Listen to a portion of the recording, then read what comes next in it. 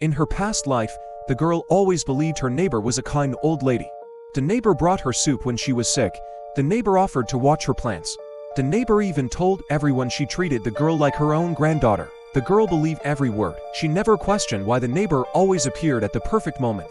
She never questioned why the neighbor always knew her schedule, until the day she learned the truth. It started when the girl found a strange letter slipped under her door. A letter accusing her of stealing money from the building fund. A letter written in shaky handwriting. A letter signed anonymously. The neighbor insisted she should confess. She insisted she must have made a mistake. She insisted the girl shouldn't make things worse.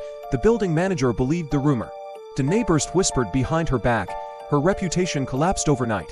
Then came the second incident. A tenant's cat went missing. Someone claimed they saw the girl near the stairwell. The girl found a bag of cat treats in her mailbox. The neighbors accused her again. No one believed her. The final blow came when the girl was blamed for a fire in the storage room. The neighbor cried dramatically. She said she felt responsible for not guiding her better.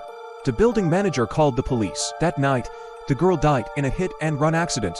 She never learned who was behind it. When she opened her eyes again, she was standing in the hallway, 1 week before everything went wrong. But not the same girl. Her heartbeat was steady. Her mind was sharp. Her patience was gone. She remembered everything. The neighbor approached her with the same gentle smile. She held a basket of fruit. She wanted to check on her.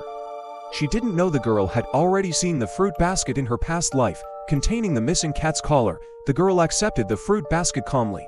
She thanked the neighbor sweetly. She even pretended to be touched. When the neighbor peeked into the basket later, expecting to find the evidence she planted, there was nothing.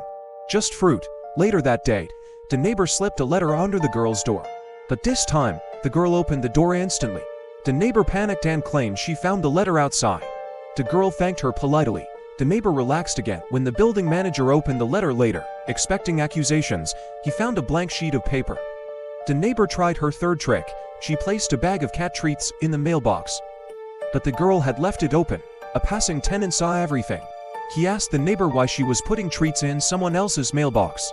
The girl stepped out at the perfect moment, pretending to be surprised. The neighbor nearly fainted. By the next morning, the entire building was whispering about the neighbor. They whispered about her strange behavior. The neighbor prepared her next trap. She crept toward the storage room holding a lighter and a rag, but the girl was already there. She stood quietly in the corner, pretending to look for something. The building manager walked in. He saw the neighbor holding the lighter. He saw the bucket of water. The neighbor grew desperate. She needed one final trap.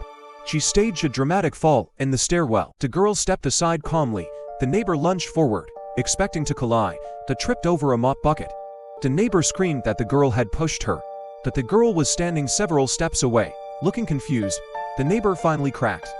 She knocked on the girl's door and confessed everything, every rumor, every lie. She'd whispered the truth. She had a daughter who looked just like the girl. A daughter who had taken her own life. The neighbor wanted the girl to suffer as her daughter had. But she never expected her to die. The next day, the building committee held a meeting. The neighbor was evicted. Immediately, as she was carried out, she whispered for forgiveness. The girl lowered her head but didn't answer. The girl smiled softly. She didn't need their apologies. She simply needed peace, and this time, she had it.